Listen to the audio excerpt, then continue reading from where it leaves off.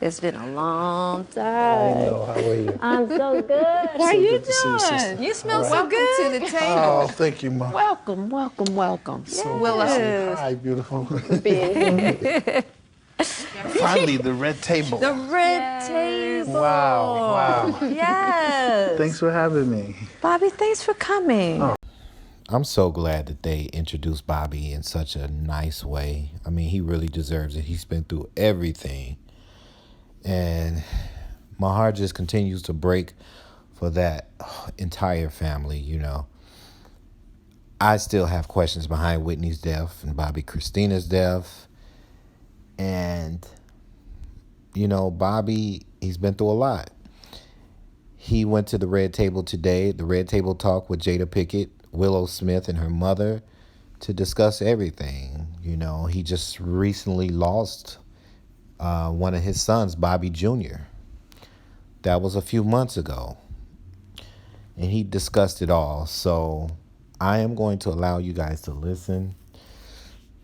I'm still mad about Whitney Houston's death because I feel like stuff didn't add up. It's like a lot of unanswered questions that need to be answered. You know, he shed some light on a lot of things. So it's very important that you guys listen. One thing I do know, Bobby has been through a lot. God is so amazing. And I just want to say that. Thank you, Jesus. Thank you. Your love is awesome. It's like we could do the world of stuff, the world of sin. We could just do it all and be toe up.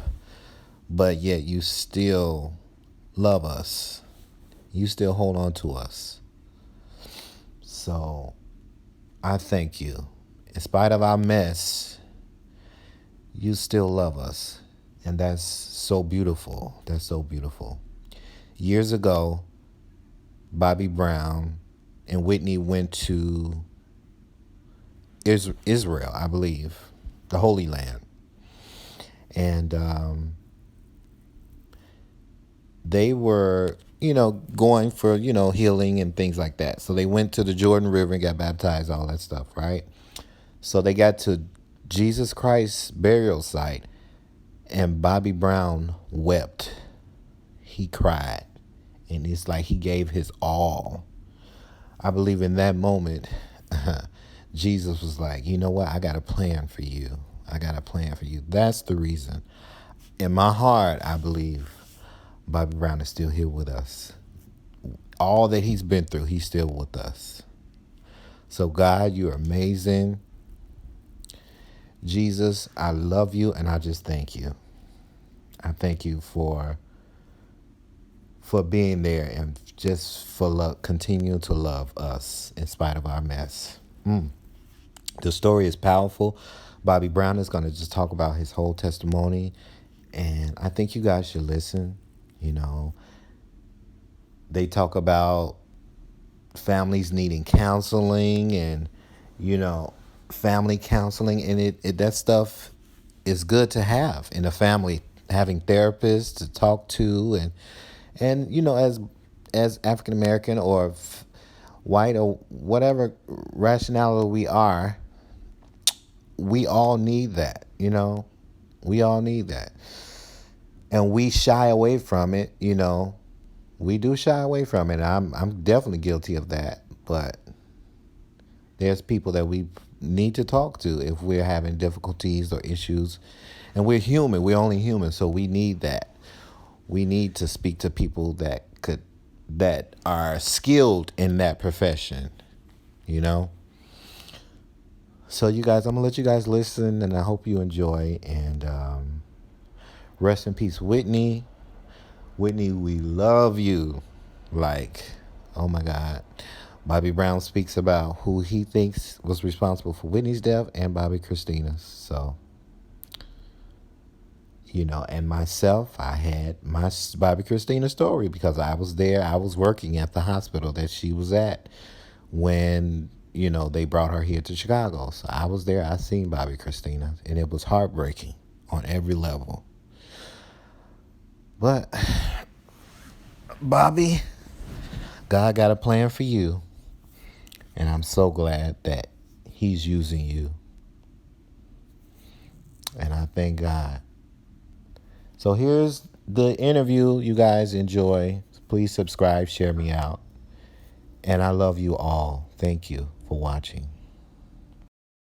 And let me make it clear, he wasn't a user. He would experiment with different things. Got it. It wasn't like he was dependent on drugs. Like when I was in my situation, I needed it. He was a young man that tried the wrong stuff, and it took him out of here. Her drug addiction and losing her life. Yeah, because her life mirrored yours and Whitney's.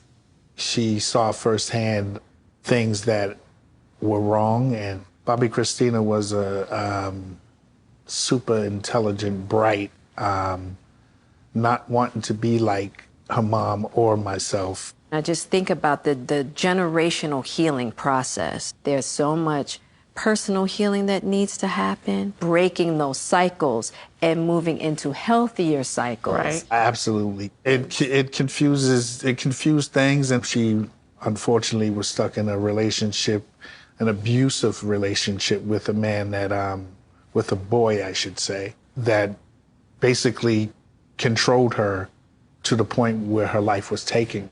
Definitely. Death. Got it. Yes, okay. definitely. Like All that right. maybe he drugged her. Definitely. Wow. Okay. He was the only one there with both situations, with my ex-wife and with my daughter, and they both died the same way. Oh, So wow. you okay. think that he killed Whitney as well? I believe so. Got it. Got it. Wow. Got it. Do you think that he provided Bobbi Kristina and Whitney with the drugs? How do you think that he's culpable? Yeah. I think, and this is my opinion of who I think this young man was, being around my daughter and being around my ex-wife. I think he was more so a provider of, party favors. Yeah. Did you ever have a chance to confront that young man? Or No. Okay. No, I didn't. In fact, before his death, I was in rehab at the time when he passed. I had planned on, once I left rehab, to approach the young man just to find out how my daughter was in her last days. But I know I never got a chance to, find out from him or talk to him. Were there no warning signs that there was some domestic violence that was happening with Bobbi Kristina? Not for me. I wasn't told about it. Other people might have saw it that were around her, but I didn't see it, and she didn't tell me anything. How did you find out? I found out after her passing. That was the hard part. I don't know why I didn't see it, but we hadn't been spending as much time together after her mother's death as we should have spent. As a father, and giving me your point of view around Bobbi Kristina's death, how do you grapple with that? Lots of prayer. There's thoughts that go through your head, but the 3-4 months before her passing, we had become closer and closer. I know she had plane ticket and everything ready to come stay with me. It was just matter of 2 days before she would have been on the flight. 2 days before this all happened. If I could just get those 2 days back, she'd still be here, because I would have found out what was going on to do something about it. Right. It was rough, and it still is rough. I think about it every day. I'm filled with, how do I say it?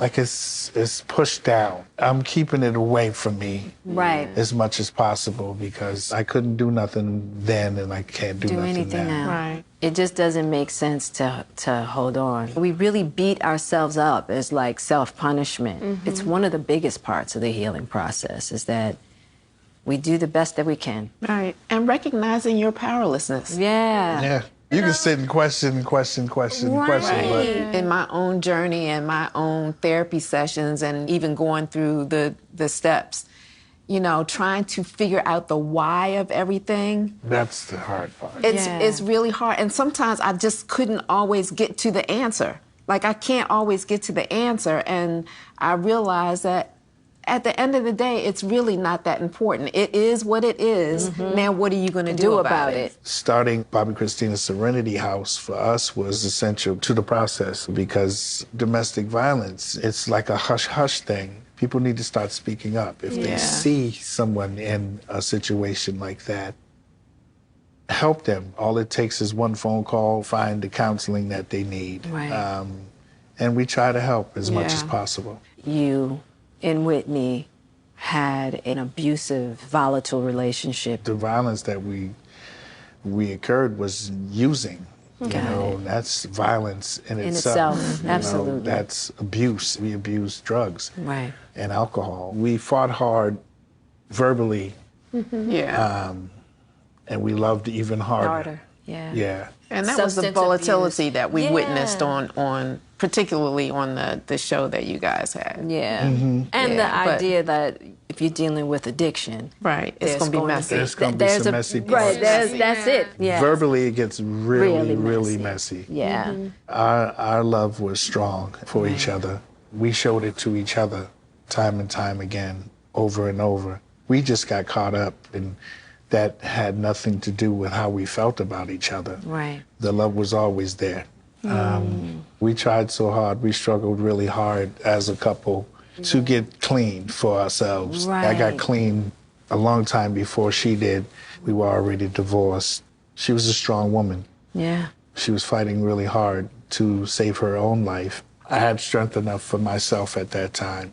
Being an addict, I had to save myself in order to be able to save someone else. I had to save myself first. Absolutely. Unfortunately, we grew apart while I was trying to find myself. In regards to the stories that we hear, one of the biggest is that you were the person that introduced narcotics to her. Right. All those years, everybody thought it was you. We did it together. You know, and it's not that I started her or she started me. Drugs is a bad thing. You get caught up in it. Once you're caught up in it, you know, there's no stopping. There's not because and usually you're attracted to that energy. And that energy, it starts to take over the relationship. It starts to take over who you are as people. And that's what happened between us. When you look in that mirror that reflects back, what do you think that Bobbi would say to Whitney now? Ooh. She's definitely missed in my heart and, you know, in my spirit. She was my friend. She was the mother of my child. One of the greatest entertainers that I've ever met, greatest singers, one of the greatest voices the world has ever bared witness to. For sure. I just wanted to soak that in. I know for what it all meant, God has a plan that, you know, I can't question. It was already written in the book, so. How long have you been clean? I've been clean 19 years from narcotics. I'm going on a year from alcohol. Good for you. I caught myself in time. I look at it as, you know, I can't get no worse than I was because I know my bottom. I want to know exactly what was your rock bottom. What finally got you off of drugs? Prison. Going to jail is what got me totally clean off of narcotics. That was something that I've never thought I would spend a day in jail. I went to jail for a DUI. How much time did you 60 days. Yeah. Whoa. That's enough time. That's 60 days sounds like an eternity. It is, I bet. It felt like an eternity. Without narcotics, the first 20 days, it was hell. And you had to do that while you were locked up. So you had to... It was cold turkey. And when I got out, it was just like, damn.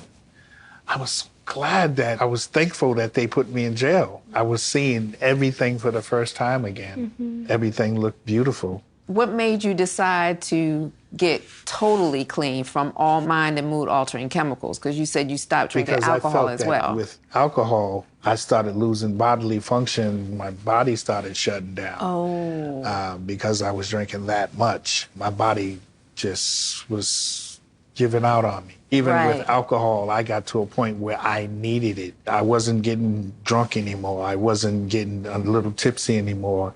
I needed it to wake up. Right. I needed it to stop the shakes, to function on Got a it. daily basis. Right, For me, right. it wasn't recreational. No It was more. a must. Yeah, Right. it had to do it. Right. And then my wife was telling me, you need to go do something. My kids was looking at me strange when they see their father losing, bodily function in front of Right. them, and I'm a grown man. And, that was something I couldn't accept for myself. I couldn't accept So going is to the it. bathroom on myself. Right. I couldn't accept that. And I said to myself, no, I have to stop this. All of it. So got to get better. You're talking about being clean. What was your process? Because, the recovery process is so much more than just not using. In my recovery process, now I'm 30 years in. I have 30 years clean. That's And beautiful. I believe in the 12-step program. But 12-step program is what I believe in also. Oh, really? Okay, I didn't know that. I go day by day. I stick to it because that's the only way I'm going to live. That's the only Right. way I'm going to maintain my sobriety. And that's important to me. That's more important to me than anything else. What coping mechanisms do you use now to deal with your grieving process? For me, I don't care what the emotion was. I celebrated with getting high. Right. Right? Whether I was happy, sad. I go to sleep now. I don't pass out. I wake up in the morning and hit my knees. I don't roll out of bed. So my whole being, my whole feeling about life has changed. Seeing my 4-year-old, my 5-year-old wake up in the morning and immediately come to wake me up, that lets me know that someone small depends on me. When you think about the little ones and you think about your father journey with Bobbi Kristina and with Bobby Jr., what are you changing? My lifestyle, Right. my way, Bingo. my ways of living. I can only teach by example. And that was the one thing that I saw growing up in my household. I saw drug use. I saw robbery, death, and killings and things like that. I thought it was cool to smoke a joint and drink a pint of Hennessy and feel good at that time because that's what I saw. That's all that I saw. But realizing it was a generational disease that my father had. My father was an alcoholic. My mom was an alcoholic. Right. It was just passed down. And I realized that with my younger children that if I don't break this cycle, who is? I have to give them the reason to live clean. Yeah. If I'm not right, nothing else is going to go right. Got it. You can't heal anybody else if you can't heal yourself. That's true. Right. Yeah. And break those generational cycles. Right. Yep. Cut them ties now. I think I said this to you one time that I was like, y'all tell me to do a lot of stuff, but I'm sitting here doing what you do, not what you tell me to do. Your kids do what you do, not what you say. Exactly. Yeah. What is your relationship like now with your other adult children? That's my life. Those are my Yeah. life. Landon and LaPrincia, they are my rocks. They talk me down off the ledge. Right. I'm very proud of my older children. They're a lot smarter than I was at their age. Landon made me a grandfather, so Oh, wow. You're a grandfather? yes, twice over. So You have a I have granddaughter? two granddaughters. Yes, I have two granddaughters. I didn't know you Yeah, were I'm a a grandpapa. I'm Pop. What do they call I'm you? Pop-Pop. I'm Pop-Pop. That. I love that. I got second, third, and fourth chances at life, and I'm still here. There's something that God wants me to do. I just ain't done it yet. I'm just waiting to do it. Well, this is, we've had a couple of interactions, but I haven't seen you in many, many, many years. I know. But I'd have to say, this is like, no pun intended, but this is the most sober, like you are, like the conversation itself. You know what I mean? Like, There's definitely a lot of lessons. tell me the greatest asset that your wife, Alicia, has been for you. She was a friend before we became lovers. That's what I really love about our relationship. You guys have been married for what, 10 years?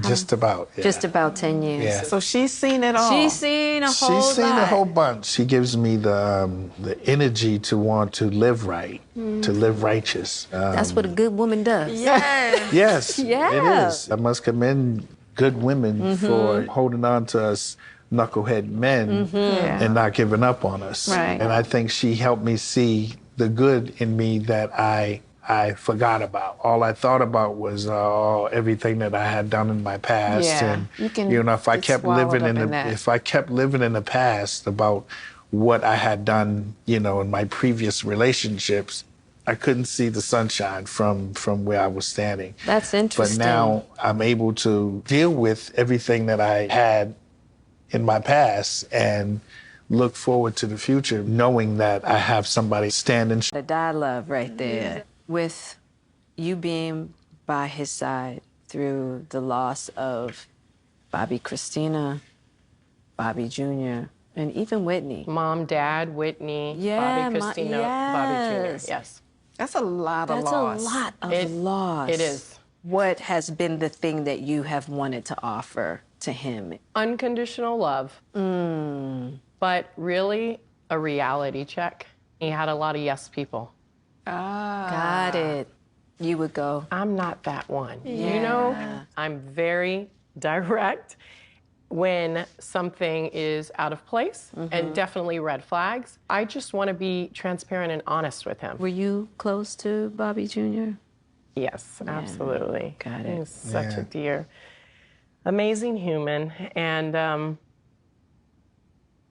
we're just at a loss. I think I'm still in shock. It's very new. It's terrible to say we've been here before because it never feels the same. It just feels like more, right? He was such a big part of our lives. Got it. Such a big brother, Wow. Such a big person in our world. And he was a very kind individual, did not like any drama or anyone to be upset, specifically his mom or his father. Just loving and kind, and his spirit was just calm and peaceful. What about the kids? Losing their big brother and their big sister. Hard.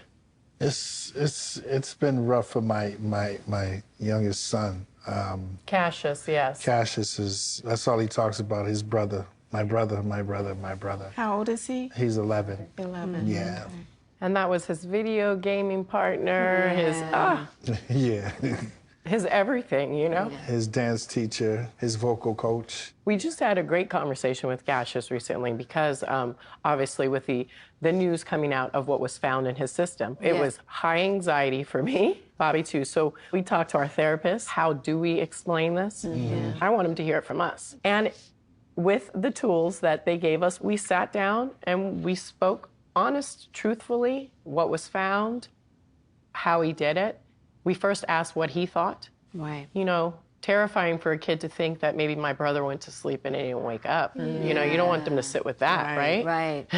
Because that could happen to anyone. Then he'd be scared to go to sleep. Talking about what was found in his system and how it got in his system. Right. And his questions were just right on. Like, did someone put that in him? Did he put it in himself?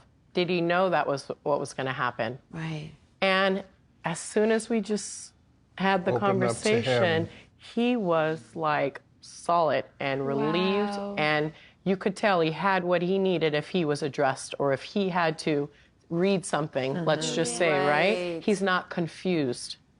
When you say the tools that you were given, what exactly were those tools that it was a therapist? Oh, yeah. We have quite a few therapists.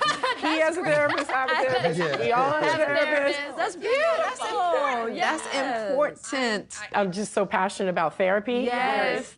Well, with our therapists, those tools, being prepared to be transparent, it can't be too tough for them to digest and understand it. Saying it in layman terms, speaking to him as a child, but speaking to him truthfully. And not try to goo gaga. Right. Absolutely. But speaking to him like a human being. He is my baby, but he's an 11-year-old. Exactly. And our tools are always to speak to Cassius as if he understands, because he does. And as well, listening is very important. Right.